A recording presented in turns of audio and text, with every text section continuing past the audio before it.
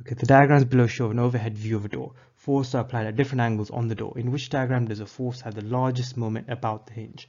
So which of these diagrams show the force with the largest turning effect? Hopefully you realize it's this one here. It's going to have a big turning effect in the anticlockwise direction because the force is at 90 degrees to the door itself. Hopefully you also realize this one has 0 Newton meters of turning effect, so 0 moments. It's because the line of action of the force goes right through the hinge, so no matter how large a force you apply, it's naturally going to cause the door to turn. How do we calculate the moment for this one here? Okay, we're going to have to go back to our definition of moments. The moment of force about any point is defined as a force times the perpendicular distance from the line of action of the force to the point. So I'm going to use a different example and come back to this one to explain what we mean by line of action of the force and the perpendicular distance. Okay, this example is very straightforward because the force is already at right angles to the distance from the bolt, so we just simply multiply them. We have turned the centimeters into meters. I get a turning effect of 4.8 Newton meters clockwise. Okay, in this example, the force is not at right angles to the spanner. Instead, we're given these distances here. And to figure out which of these distances we use, we'll draw the line of action of the force, which goes through the force like this, and ask ourselves which of these is the perpendicular distance between the line of action and the point that we're taking moments about. So hopefully you realize it's this one here, which is perpendicular. So we'll do 20 times 0.21 meters.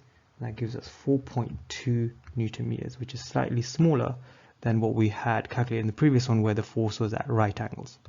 Now what about instead of being given the distances, you're given the angle? Okay, well you simply have to calculate the perpendicular distance. So I'm going to draw the line of action here, and hopefully we can spot that the perpendicular distance is this one here.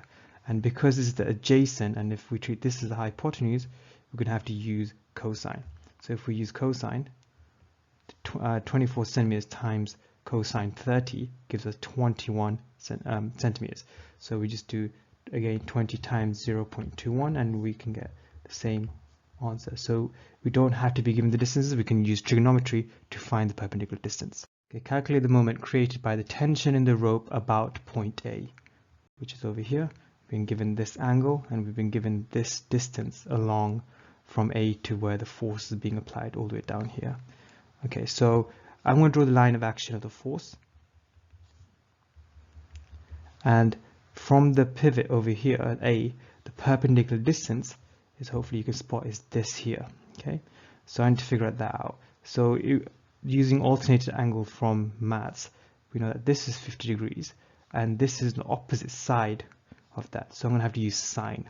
So if I use sine 8 centimeters times sine 50, this distance here is 6.1, and that is the perpendicular distance. So I'm just going to do 1,200 newtons times the perpendicular distance, 6.1, and that gives me a turning effect of 7,400 Newton meters. Okay, so back to this example with the force being applied at an angle to the door. So if we apply the method that we've been using so far, we draw the line of action and we try to find the perpendicular distance from the hinge here. So this is the distance here, this is the correct distance.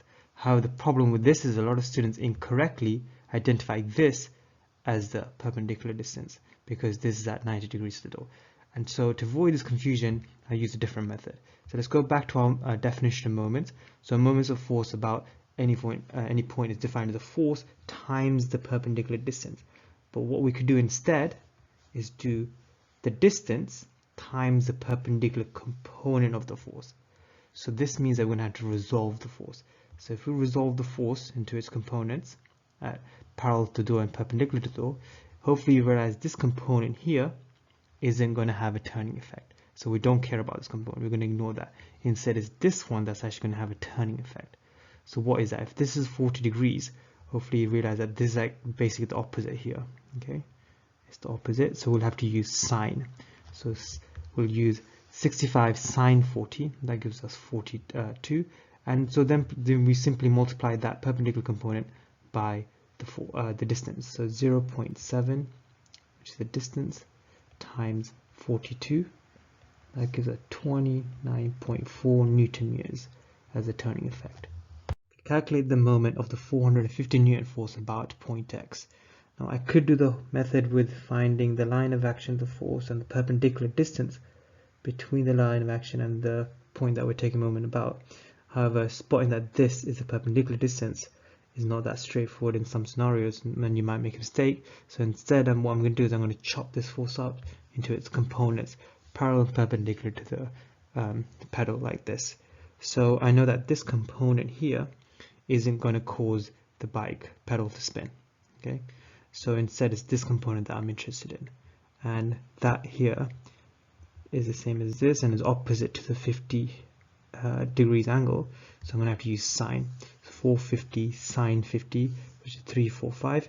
So take that force and multiply by the distance, so 345 times 0.3, that gives me a turning effect of 103 Newton meters.